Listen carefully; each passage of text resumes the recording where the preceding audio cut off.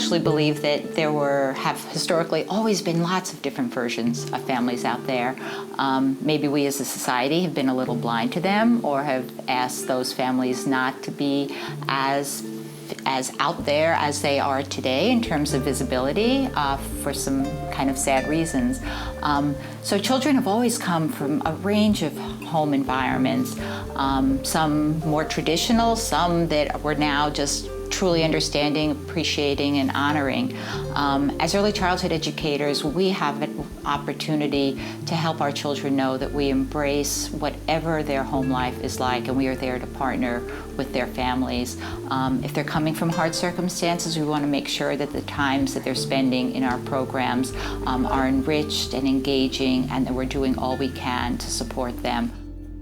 Well, I think family is defined in so many different ways. It's both the people that you live with on a day-to-day basis, and then all of the folks that are around you, contributing to your environment, to your social surroundings. And a child might define family very differently, even if the family looks the same to you on the outside. And so really understanding who the child believes is important to them.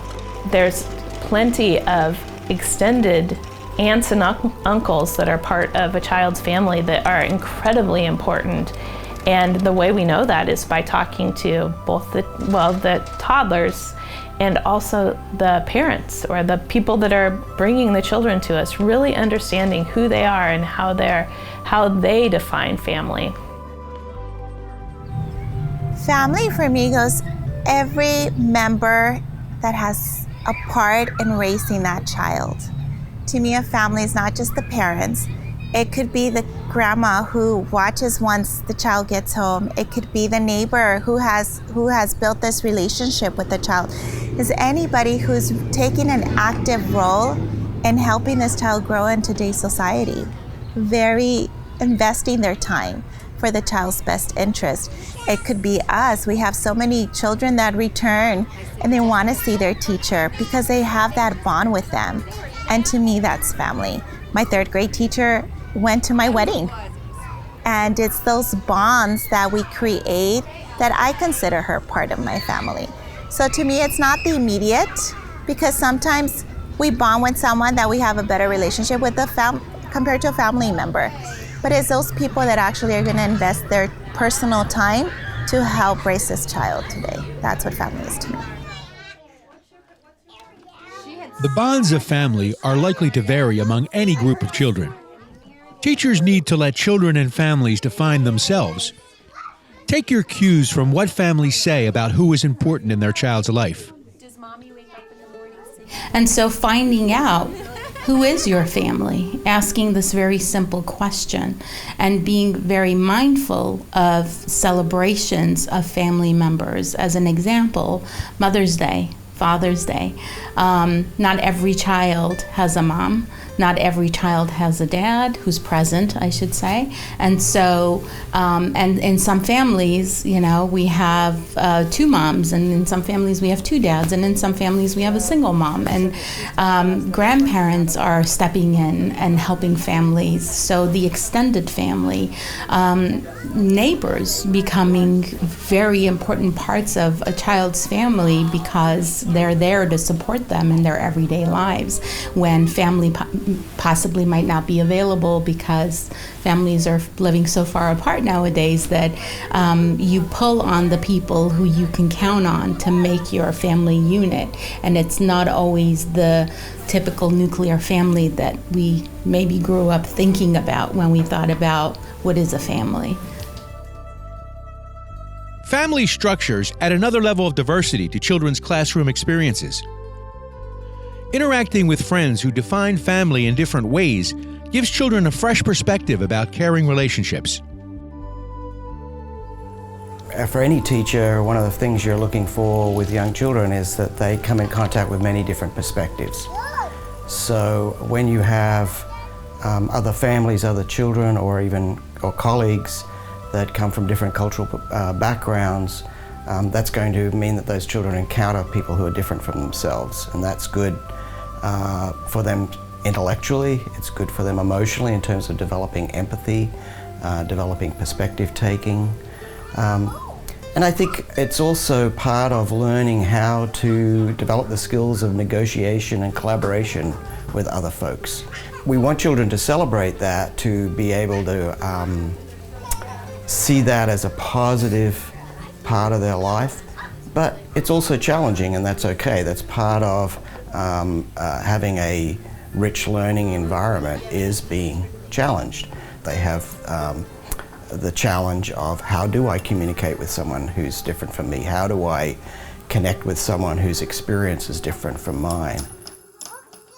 We need to really recognize why the context is so important, because if you don't recognize what is the family, and every family is different, and there's diversity on so many different levels, if we are not recognizing that, then we're not really recognizing the child as a whole. We're only recognizing a portion of what the child is, and that is the child who walks into our classrooms and that we're hoping to teach and learn from in our experiences. And so the term family has definitely changed. And just in the past 30 years, it's changed immensely, in that we're looking at how we can be respectful and how we can be inclusive. I think that's a key term in what we do today. As teachers, what kinds of environments are you creating so that every child and family feels that they are respected and part of the learning community, that it's not just school, it's the classroom is an extension of their home. When children see school as an extension of home, they can more easily develop a trusting relationship with their teachers. Respecting families means accepting who they are, not necessarily as you see them, but as they see themselves. I think it's so important that teachers are respectful of families. And that doesn't mean, to me, respectful doesn't mean that you agree with everything that somebody says. It means that you, in your mind, you can see that they have a different perspective, and that you know that under all of anything they're doing, that they care about their children. And so, I mean, oftentimes in programs, you see families that make really different choices than you. Or even choices that you don't really think are the best for that child, but they're not our choices to make, they're theirs. And I think when we start to show that we're not happy with choices that families make in front of their children, I mean, that says a lot to that child, because, you know, that's all that child has, is their family. And so as a teacher, if you are negative about all that they have, what does that say to that child? Well, if you don't like my family, then maybe you don't like me. Or if you don't think my family is good, then maybe I'm not good. And I think that breaks down any possible relationship that you can have with that child. I think children are very aware of the relationships that adults have, of those that are, you know, part of the kind of their inner circle.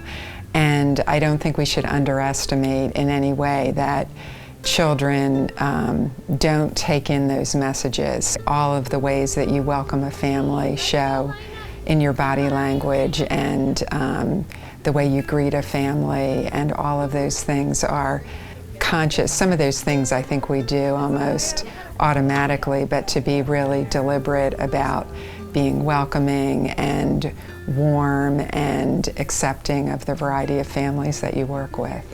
When children see their parents being treated positively by the teacher, it tells them that my family matters, and that I in turn also matter.